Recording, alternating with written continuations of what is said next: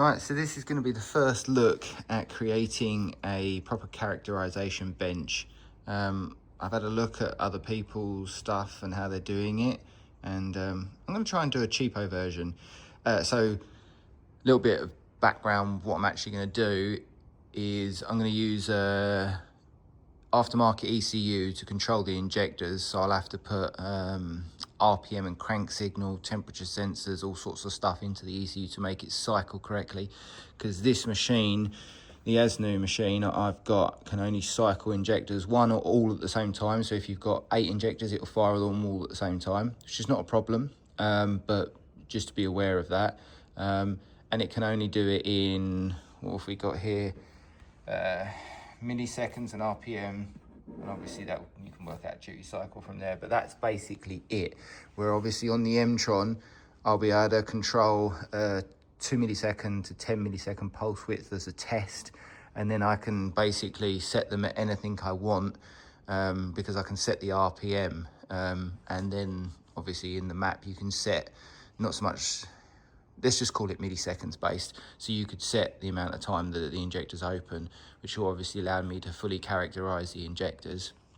I might go into obviously what characterization really is like later on, but this is my first look at it, and a lot of this is for me to look back on as well. Basically, we're going to have to measure the amount of fuel that goes through the injector extremely accurately. These tubes are good enough if you're, testing a set of injectors to see how they run and, matching them to each other.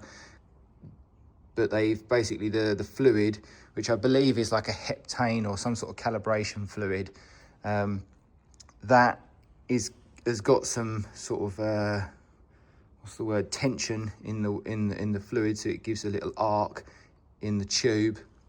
And you've got a lot of atomization, so you've got fluid that will stick along the edge of the tubes. If you're first cycling the tube, it will be empty, but then after subsequent cycles, you have to drain them and fill them up. So you've got 1-2 cc probably in the bottom. There's lots of inaccuracies with this, and moisture, and yeah, loads of stuff basically. Obviously it doesn't, because you're comparing an injector to another injector, you flow them all the same, and it does a perfect job of that. When you want to characterize an injector, you need to know the exact fuel that's going through the injector. So one of the big problems with this system that I've got is pulsations. And because we're going to be doing fuel flow via a fuel flow meter, hopefully, the pulsations basically aren't liked by the fuel flow meter. Now, yes, you can buy ones for like, I don't know, $1,000 or whatever they are, which take that into account. That's cool. I'm not going to spend £1,000 just on a flow meter to characterize injectors. I want to do this on the budget. So these machines are incredibly expensive anyway, and for most of the stuff it's just flow injectors, check they're all the same, good to go.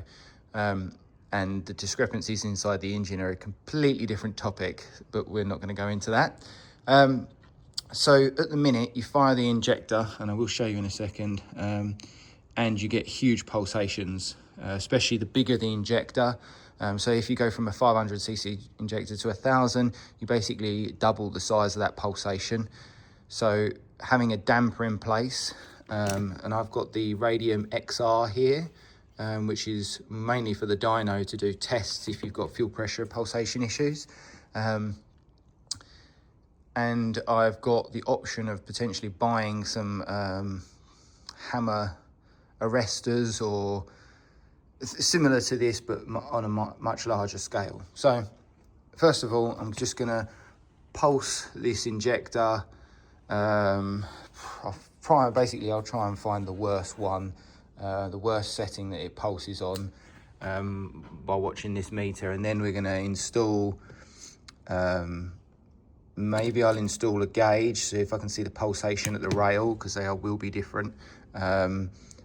And then I've got the meter and also a line, potentially.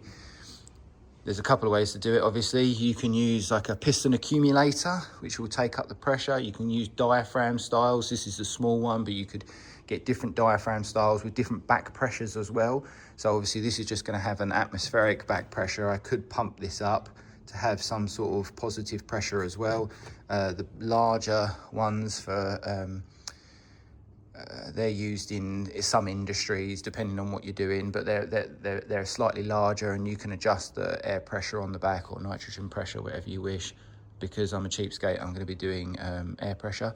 The fluid isn't really volatile. I mean, it is to a degree, but it's pretty safe. Yeah, so, and that's what I was saying, sorry, fluid volume makes a huge difference. Obviously, it's just like having a damper. So potentially, I could link like 2 of these lines into a huge -AN line out here, just cap the end, obviously make sure it's full of fluid. To be fair, it might work slightly differently with half fluid, half air. It's just trying to sort it out. So first of all, see the pulsations with this injector. The more injectors you've got, the worse it is, and because this system fires them all at the same time, where the newer ASNUs fire them bam, bam, bam, bam, sequentially. This is batch fire, so the pulsations get worse, but you're not going to characterise each individual injector. You're going to characterise a particular injector, and then discrepancies between that injector are just down to general discrepancies that come from the manufacturer. Obviously, I'll be only generally doing Bosch injectors anyway, but this is more for the home project, which is that Nissan under there. Obviously, you can see those videos under the PS13 stuff. But it's just about collecting more data, but I want to do this on a budget friendly. To do this, you already need, you know, like a £1,000 oscilloscope. You know, well, in this case, I'll be using a £4,000 ECU because I'm going to use the Mtron KV8. So you can already be deep into it. You can get signal generators, which I think, to be honest, just wouldn't do the job correctly, and you're characterizing to the ECU.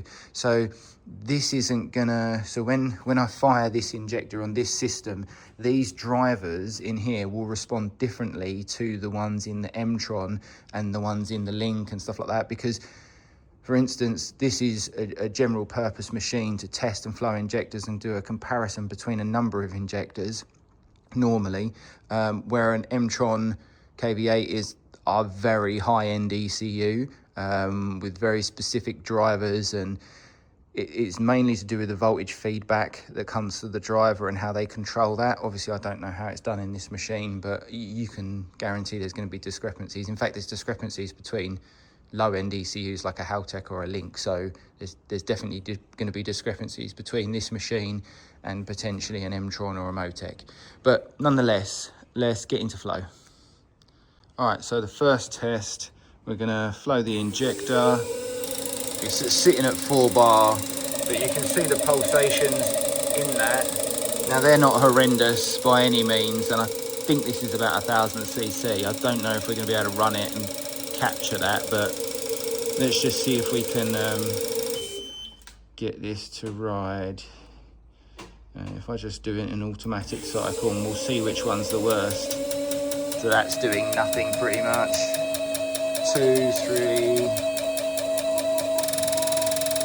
Yeah, we're back round. Yeah, I mean, that's running so smoothly. That's quite crazy, actually. I think if I go to number 3, I see F is what I've written up here, which is the standard flow rate, which is 16 milliseconds at 3,750, but there's none of these do 16 milliseconds, so that's interesting. That data was given to me by ASNU, but that might be for the newer machines. 12 milliseconds for 600 is probably going to be the best one. We'll see though. So what's that? That's number 2.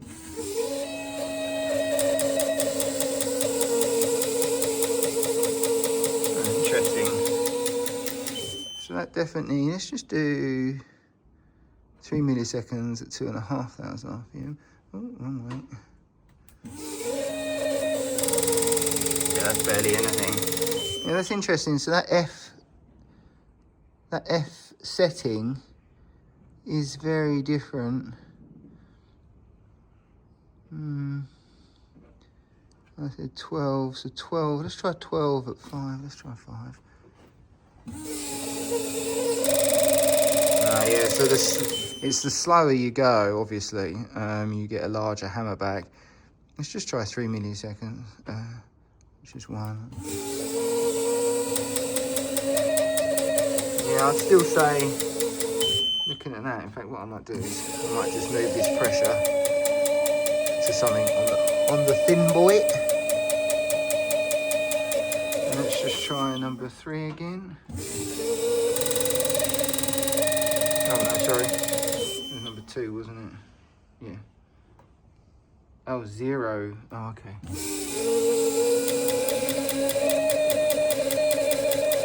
That to me is moving a little bit more. Let me just go to 0. Yeah. Okay, so 12 milliseconds at 600 RPM is the worst one. Like I say, I don't think this is going to be strong enough, so I think I'm going to have to install the other 4 injectors. Now, my placement could also make a difference to the pulsation. It could be worse here, it could be worse there. I'm going to install all 4 on the left-hand side, and then we'll see some decent pulsations, because the idea is obviously to reduce the pulsations to a point where they're just not relevant anymore. So let's get the other 4 injectors in there and see what happens. All right, so 4 injectors, pulsation is roughly 4 times as bad. So I don't know what's going on with the pump, sounds a bit weird, but yeah, if I up the pressure, seems to be more consistent there. Let me just flow them again. Oh, no, that was the opposite to what I wanted to do. There's a decent hammer there. I don't know, like I say, I don't know what size these are. I think they're like 11 or 1200 cc. They seem to be pretty good with that, so that's the worst setting. Obviously, the higher the pressure, the more the pulsation as well. This, it doesn't really like to go above 6 bar. I'm running an 044 on this machine. The original pump died, but they're not. These original machines were never made to flow 1300 cc injectors, regardless of whether I make it do that or not. So the pump size was smaller. The tubes haven't changed size, so you just run them for less time. So there's a 15 and 30 second cycle time, which is again perfectly adequate for cleaning and servicing injectors and then flow matching them to make sure they're okay. When you can't actually physically flow match them, but you can see if they're flow matched. So the next thing is to fit in some lines. I just need to see if I've got some other elbows, because these are -6 fittings, which is lovely. And then see if we can use this and see how good the Radium XPR, I don't know what this is, I can't remember. It's their top of the range one though, field pulse data. It's their best one that they do. And normally these are calibrated to the system. So you could potentially, the size of this damper and everything like that, potentially you could actually make this pulsation worse. And this is a little bit different because it's firing all at 4 at the same time. In most sequential systems, for instance, the Nissan 350Z has a horrendous problem around 2003 to 2,500-ish, somewhere around there RPM. We installed 2 fuel dampers, I think it was 2, one for each rail. And it was really bad. So it was all aftermarket stuff, obviously coming away from the stock stuff. Stock stuff has fuel pulse dampers on them. We had all aftermarket rails and things, and a return system, so no longer dead-headed, and created a really bad pulsation. We've also got PTFE lines that will make things much worse, because obviously rubber lines are more compliant. Again, that's how you can get rid of pulsations or help yourself with them. But that had a real dead spot in the map where you'd see it just run ridiculously lean at a certain RPM. We installed, I think, a pair of, they might have even been Radium, the smaller ones, the screw-on ones, fuel dampers, and realistically, it improved it the minor amount, but actually it just moved it up 200 RPM. So I think it was at 2.3 and then went to 2.5. So that wasn't massively helpful. Like I say, it did help, but it wasn't a cure, let's put it that way. Right, let me see if we can, I might put this fuel pressure reg as well to see if we can see if there's a difference between Obviously this is fluid filled, so its reaction times are going to be dampened slightly on the needle. But it might be worth looking at. I need to cap the other end though, unless I put it in line with the actual pipe. All right, let me play around. And so the main purpose is reduce the pulsations as best as possible. So this is like a 4,000 cc injector at the minute, but these pulsations, they may look quite small on here. That is massive when you're trying to read fuel volume flow. So yeah, let's get to it. Okay, so I don't know whether it's any better or not.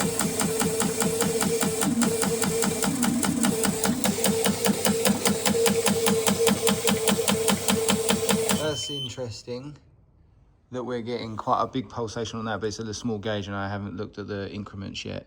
But that's made no difference whatsoever. I'm in and out of the line. I appreciate it would probably be best to have the damper like here. Obviously this is a deadhead system with a return down here basically. So it's, you know, it's not miles away.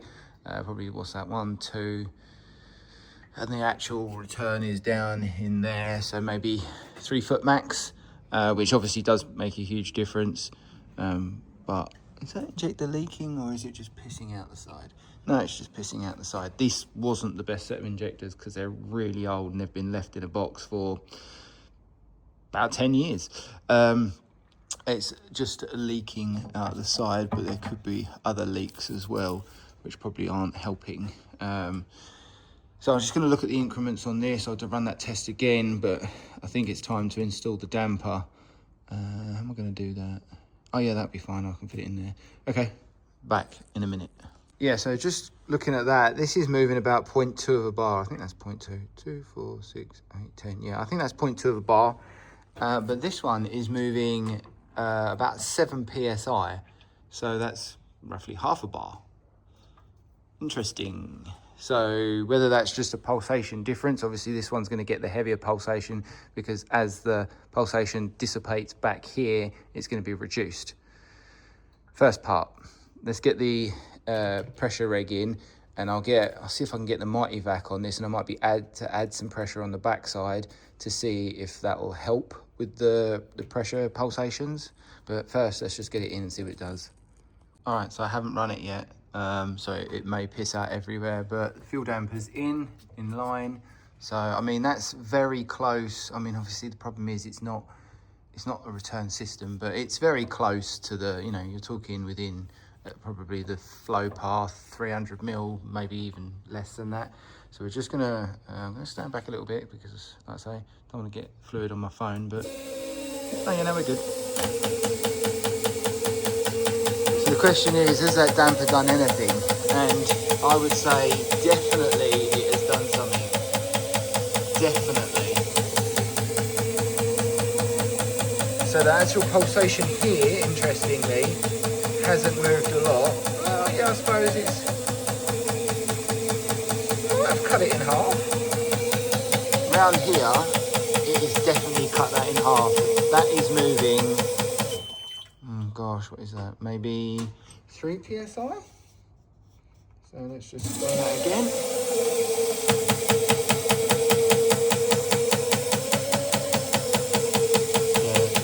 Yeah. All 4 injectors are running.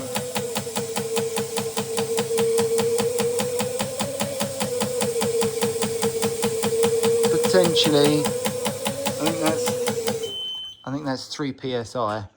So the question is now, so the general rule of thumb that I can find online is that you apply 3/4 of the line pressure to the opposite side of the diaphragm. So I might just try and rig that up quickly and see if we can get rid of this pulsation even more. But obviously that is still a shit ton of pulsation. So,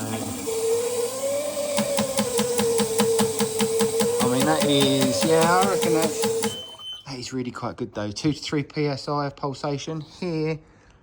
Yeah, it may have made the same difference. It's really difficult.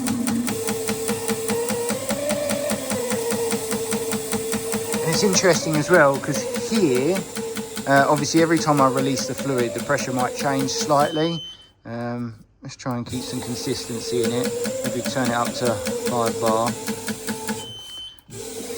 It seems to have increased the overall pressure as well of the system. Mainly because obviously there's less of a drop in the pressure. Because when that pulsation comes back, obviously it pushes against the fuel pump, which then has to reapply that pressure. And I think looking at this one especially, it was down at, you know, what's that, 62 to 64 PSI while running, or 64 to 60, what's that, 2, 4, 6, yeah, 64 to, or 62 to 66 PSI while running. But now the pressure seems to have bumped up. But again, I have to pull this to release the pressure so I can take stuff off the rail, because I don't want it going in my face. We'll try and keep it a consistent. See, look, it's just over now. Let's just do a leak test. See if we can get that a little bit more on the money. Let's just try and flow that now.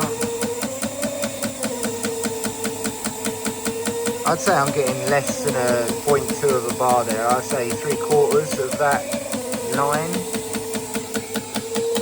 And here, yeah, I'd say that 3 PSI mark. All right, let me get some pressure on the back of this and we'll see what that does. All right, so I've got a silicone line on the back and a multivac. And I think if we put like, not that much, put 5 PSI on the back side. Well, that's 6 PSI. Wow, to get 5 PSI is really difficult.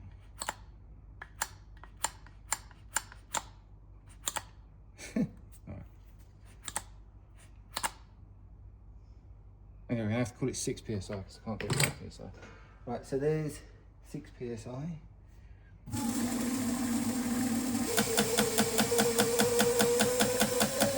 Just check that flow rate again.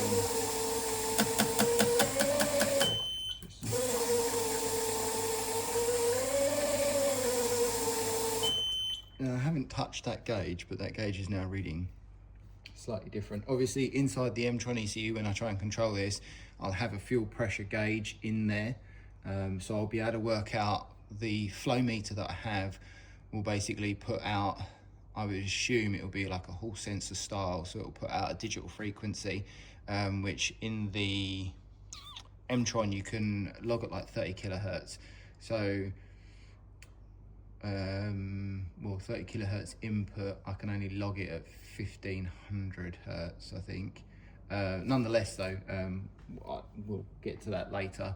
So I will have pressure input, temperature input, and then I'll be able to, and obviously the flow input from the meter with their scaling, whatever their scaling is. So I'll be able to work out the actual mass of fuel by grams. So the fact that we've got slightly higher pressure, lower pressure and things like that doesn't really matter too much. And obviously bear in mind, characterizing an injector on a flow bench with perfect conditions is not putting it on your car. So you can characterize the injector in a perfect world, input that data, but if your car has got really bad fuel pulsations like this, then obviously that injector data is definitely not going to be right, but you're trying to minimize the areas for error. So yeah, 5 PSI on the back. I've just, so the pressure now is reading slightly over. Don't know if it comes back down. All right, I think we need to do something about that. Oh, we've got 2 injectors now running. 3, 4, right, that might have been white. Right, so, yeah. I don't believe that's made any difference, and it's interesting because you can even see the pulsation on the back of there. Let's just check the PSI gauge.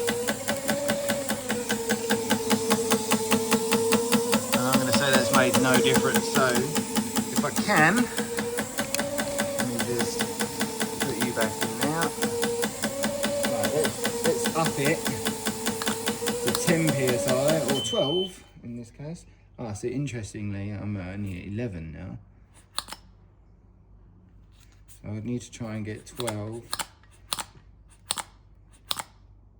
roughly 12.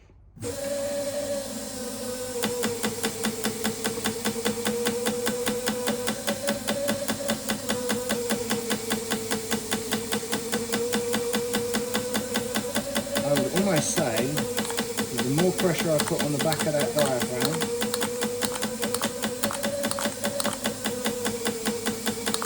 I wouldn't say that's making, I think it's making it worse. So, you tell me, let's have a little look here. I'm going to zoom you right in, see if I can get your square on, and I'll be able to play this back as well, so hopefully. Yeah. Right, so let's see. I'm going to say, it's not going to be massively helpful, but 0 PSI. Actually, there's a what's his name, we'll do, you might find that a certain PSI, so let's try 25 PSI.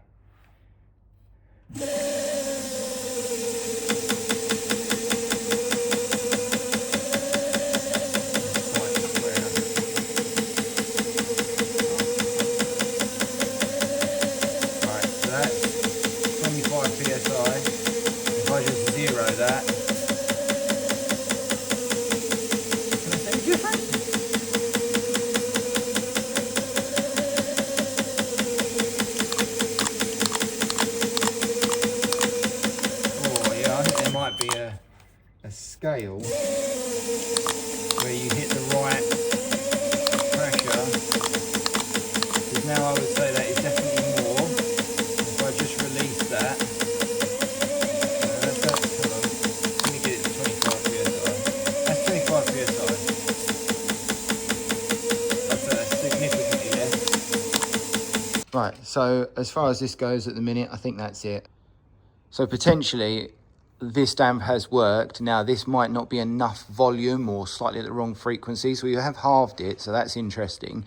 I can buy a hammer accumulator for chemicals, as I said, so I think if we can get that on an AN fitting, it's 1/2 inch BSP, but if we can get a 1/2 inch BSP to AN fitting, potentially I can fit it in the line. Now, is this ideal? Coming off the bottom of the rail, who knows? Maybe a custom rail is the way to go, with a larger volume, a larger bore volume. I don't know what the bore is in this. I'd imagine it's not crazy, but a larger bore obviously will have more damping effect. This is a flexi tube anyway, so although it's got stainless steel on the outside of it, I don't think that's going to add, I can modify or add anything there. Like I say, this might not be the best option. It might be best actually to have an AN fitting come out here and then a damper here. What I was hoping to do was actually fit 2 pressure dampers either end of the fuel rail, but unfortunately the threads for the end go in. So I could tap the tops and run them at 90 degrees facing upwards. Don't know if I've got a spare rail somewhere.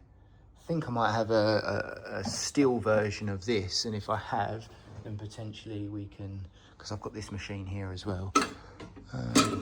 I'll see if I can find the steel version, and potentially then I can install some dampers either end, but we need to minimize that pulsation.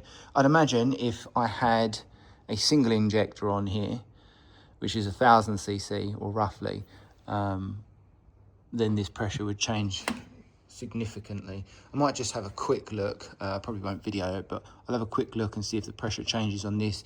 This seems to be slightly more sensitive, which is surprising because it's also, well, it's also in a fluid filled gauge, but there could be some, like this is obviously a decent gauge that ASNA have supplied many years ago. I think this machine's like 20 years old nearly, but this could be a very good gauge. I just don't know, and the fact that it's so big, you would think that it would give better resolution, but again, it may be a case of, because this is at the rail side, we're getting the pulsation and it's not being dampered through the system.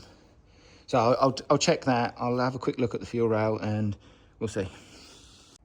Okay, yeah, so it definitely makes more of a difference on this gauge. I wouldn't say it halves, but by increasing the pressure, we increase the bounce back. So it needs more absorption, not a faster response absorption. But either way, that's the old fuel rail and there's nothing on it. So, and because these end caps have been probably pushed in and maybe welded, or I don't know what they've done with them, but this is a much older fuel rail. Again, still -6 AN there. So maybe I'm gonna have to have something custom made. I have got some side feed rails, but realistically, we need to get into these. And the problem is I don't know the quality of the alley. So if you start trying to drill and tap, it just gets really difficult. Obviously they drilled through it, but then, no, you can't see, can't show you. There's like this pin doesn't come out. There's actually a knurl, it's like knurled on the bottom. Yes, I could cut it off, but then that's going to make this whole system not work. So, and I reckon a fuel rail is probably a good couple of £100, because of this fitting and stuff.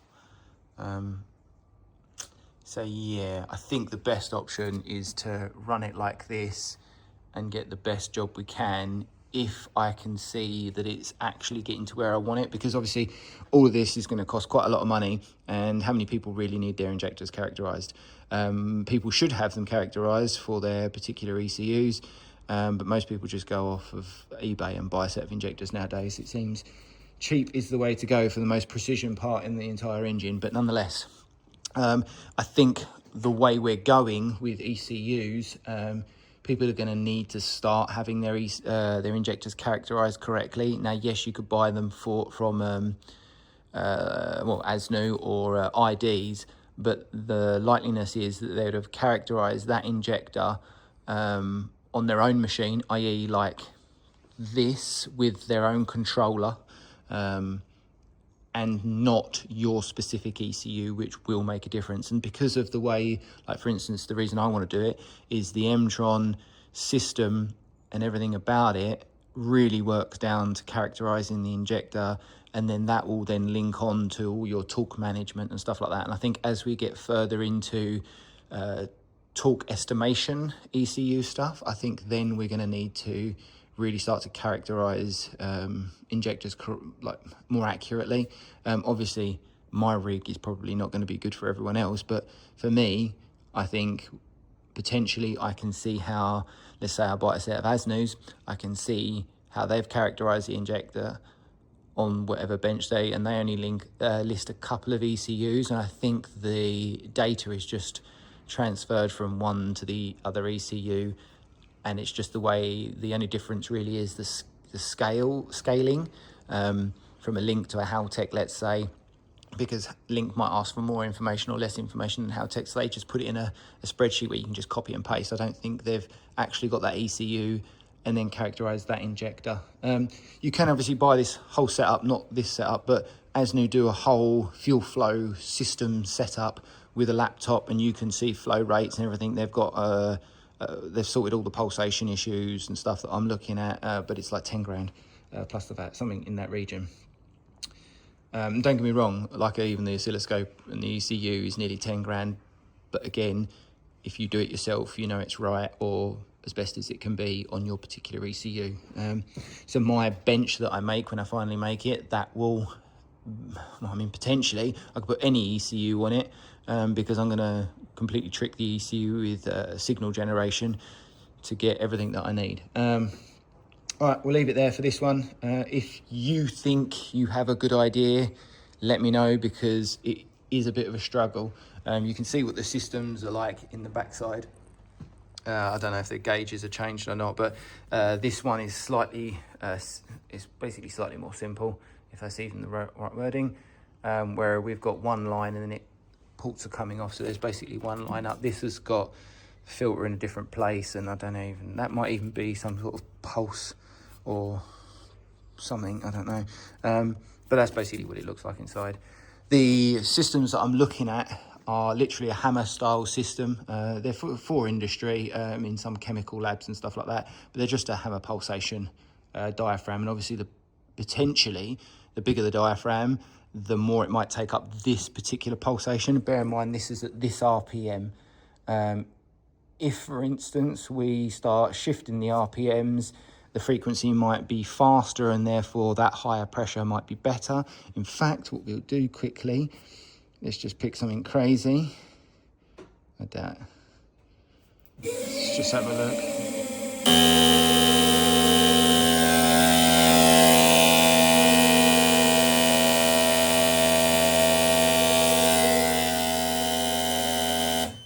Pick something a little bit less crazy. And number 6, number 5. Let's pick number 5. So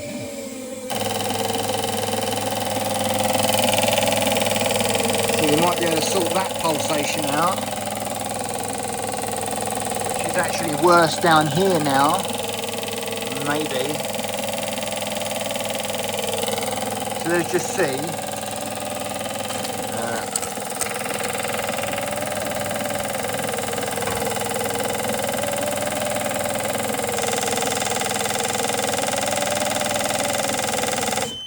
Run that again. Let's just see quickly. If I run that and I'm going to pump up this pressure and I'm going to basically go fairly quickly up to 25 psi.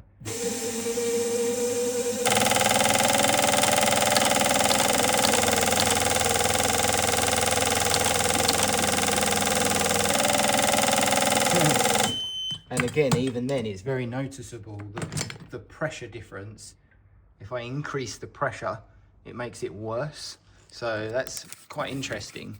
I suppose that's quite a long millisecond. That's what was that, 5? Yeah, it's 12 milliseconds. If I reduce the millisecond time down, we'll do it at that 2,500 RPM. If I bring that down to 3 milliseconds, we might have a pulse that's fast enough. Obviously, so the injector is going to take time to open.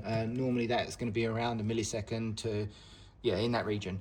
I'm just so generalizing, but let's say it takes a second to open. So that 3 millisecond on off is obviously actually only fully open for 2-ish milliseconds, let's say. But let's just try that. So again, this is 0 PSI and I'll pump it up to 25.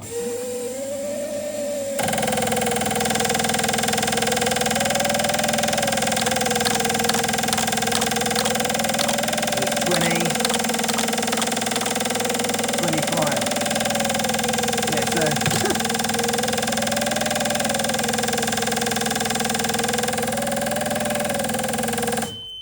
So no matter what I do there, that pressure increase, I suppose I could, could I put vacuum on that? I don't think the vacuum part of this gauge works.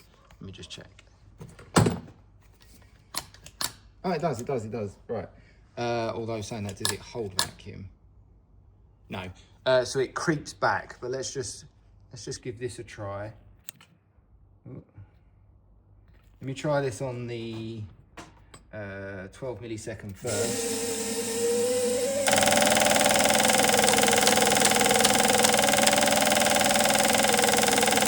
That's 20 inches. I don't think it makes any difference. Let me just try on 3 milliseconds. Again, I'll pull to 20 inches. I think that's it. 20 inches of mercury, I think. Let's... Nope. Dickhead.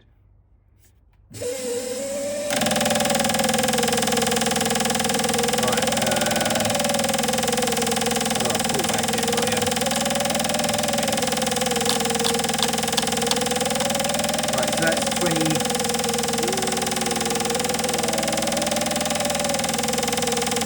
Roughly 20 dropping. Let's just zero it. Makes no difference. Okay, yeah, so it makes no difference. Not unnoticeable. Obviously, this is me with this gauge, not a high-speed pressure sensor. So yeah, I mean, I don't know. I'd have to look. The sensor I'd probably use is a Slytech sensor, but we obviously want to keep the resolution as short as possible. So I'll probably get a 0 to 10 bar. yeah, I'm not going to get, I'm supposed to get a 5 bar. Yeah, no, that's not going to work. Yeah, so I'll get a 0 to 10 bar, and I'll see what their resolution is anyway, how quickly they can output the data from the sensor, because you can log something at 10,000 hertz, but if it's only reporting back at, you know, I don't know, 100 hertz, it doesn't really matter. So that is now it. Like I say, if you have an idea, I want to, obviously the whole point is budget, because I could just spend 10 grand and then I could just replace the controller from the ASNU one, and then, you know, just run it off the Mtron. But like I say, the oscilloscope is like, I think they're like 2.5, I think they're about £1,000 or for the base model, but the one I want to use is a 4425A, which I've yet to get, but I'm getting that for multiple purposes, so you can't massively include it in this. But the flow meter, probably going to be anywhere between 500 and £1,000. The simulator to simulate RPM and TPS and everything like that into the ECU, potentially another £500. The ECU itself is £4,000. Obviously that's going to be used on my Nissan anyway, so again, can't really include that. And then additional sensors, and I'm going to have to build an enclosure and stuff. So basically that enclosure is actually going to be for characterising injectors, firing coils and firing spark plugs. It's going to be like an all-encompassing bench. Obviously I'm not going to fire the coils or spark plugs while characterising injectors. I just want it in the system. So it's well, that's the idea at the minute, to have an all-encompassing bench with everything on it. Yeah, so cheap is the option. I found piston accumulators. They're like 500 quid though, and I think a diaphragm style is going to be a faster response. So that's why, obviously, I mean, I had this on the shelf for the dyno purposes for testing anyway. But the other piston, so the other hammer accumulators, I can't remember the company that I'm getting them from, but like 2 of those, and they're, like I say, 1/2 inch BSP. I can't remember the volume of the diaphragm. I want to say it's like 170 cc or something. Something in that region. That might be completely wrong as well. They're like, I think both of them are £200, and that's with a couple of service kits, because it's got to be Viton seals because of the fluid. Yeah, so it's going to get expensive, but you know, love to spend money on toys.